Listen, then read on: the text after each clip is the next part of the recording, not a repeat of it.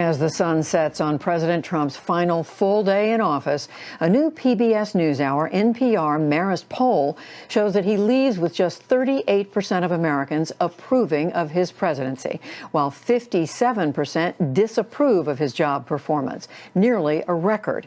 Even today, President Trump remains defiant. In his pre-recorded farewell address, he touted the successes of his presidency and deplored the attack on the Capitol 2 weeks ago.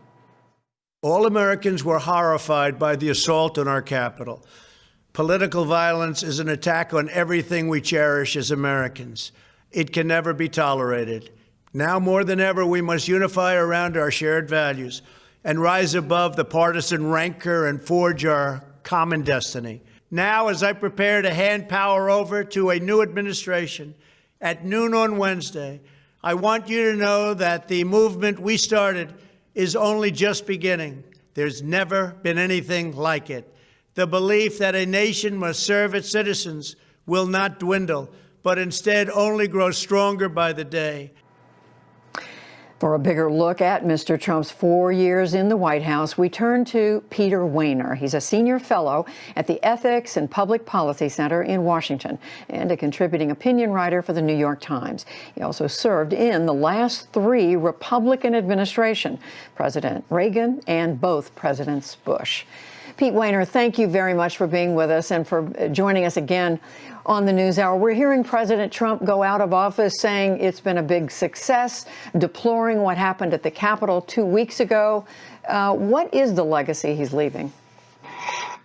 Well, thanks for having me on, Judy. I think the legacy is carnage and death and a lot of ruin.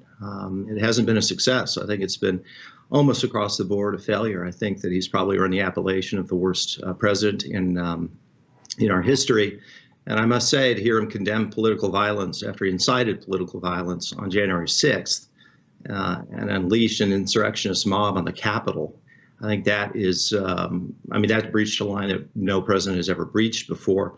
And I think it's going to leave a searing impression on the moral imagination of the public. And I think it was a kind of capstone to the Trump presidency. There was almost an inevitability to it ending this way or something like this. In fact, you wrote a column almost exactly 4 years ago today, wherein, among other things, you said he's unlikely to be contained by norms and customs or even by laws and the Constitution. How did that bear itself out? Oh, I think it bore itself out almost every day in some way. It certainly bore itself out in the impeachment. He was a lawless president. And he violated norms in every single direction, civic and political. There was a savagery to our politics because of him. He was a battering ram against reality and against our institutions. And he's left our nation riven, basically broken up into warring political tribes. And I will say that, when I wrote that, it was one of the easier things to see. He was a person who was so easy to read. This was a person with sociopathic tendencies, and I just think a lot of people, particularly people in the Republican Party, which I've been a part of my entire political life, and as you said, I served in 3 Republican administrations.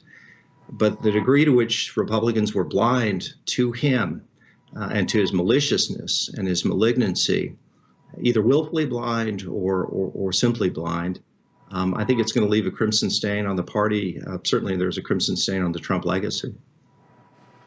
You are very much, Pete Wehner, a conservative. You were telling us today you agree with many of his appointments to the federal courts, economic policy, some of his foreign policy. You're giving him credit for some of the policy and the changes he made in policy and the law. Yeah, in some areas. I don't think his record is anything like his supporters insist on, but I would say that his judicial appointments, I am a conservative judicial philosophy, and I think the Federalist Society basically chose his appointments, both at the Supreme Court level and the federal levels, and I think they were really good. And people I trust in the business world felt like his deregulation policies were successful. I agreed with him when he moved the embassy from Tel Aviv to Jerusalem. And there was some progress in the Middle East as it relates to Israel and Arab countries. Israel was recognized. Even, I would say, Operation Warp Speed in terms of the vaccinations. Obviously wasn't Trump himself, but Francis Collins is one of the brilliant medical and scientific minds in the world and a wonderful human being. NIH oversaw that along with these pharmaceutical companies. There's some success there. I will say on that last point, though, it's just overwhelmed by the mishandling, the epic mishandling by Trump and his administration in every other area on the pandemic. As you reported earlier, 400,000 deaths by the end of February, probably 500,000. Maybe half of those deaths were unnecessary because of the way that Trump handled it. That is an extraordinary human carnage, and it didn't have to be this way. And interesting you should use the word carnage, because President Trump in his inaugural address spoke of American carnage, how he viewed the country as he was preparing to take over as president. What do you think he will be most remembered for? Do you think it's the pandemic and, in the final days, this attack on the U.S. Capitol? I think so. I mean, I think the Capitol will be the single incident that people remember because, as I said earlier, it was a kind of capstone to his presidency. There was nothing unexpected about that. And he was a person who, after all, egged them on, incited them, I think. I think just in terms of a single policy, it would have to be the pandemic. No president could have escaped unscathed. No country could have escaped unscathed because of this pandemic. Every country has lost lives. But again, I think he just so epically mishandled it with so many ways, attacking his scientists, the attacks on masks and social distancing, the hydroxychloroquine insanity.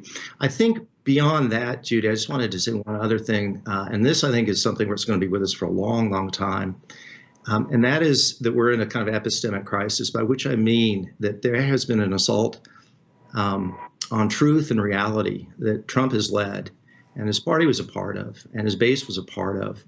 And we now live in a world in which we just don't have policy difference. People are living in different moral universes, different epistemological universes. We don't have a common set of facts, even a common reality. And when you lose that, it's very, very difficult to put it back together again. But if you don't put it back together again, a free country can't continue. Ultimately, your politics breaks down and your society breaks down, because there's no common ground, no ability to persuade other people, no ability to have dialogue. Trump did that with his conspiracy theories. So it wasn't just the lies, it was this intentional assault on reality, which not only spreads lies, but creates a kind of disorientation in the public that has tremendously damaging and long-term effects. And I worry about that. And that's, Joe Biden's got a lot of tasks before him. But trying to figure out how to put that back together, or help put that back together, seems to me to be high on the list. Pete Wehner, looking back and looking ahead. Thank you. Thanks a lot. Thanks for having me, Judy.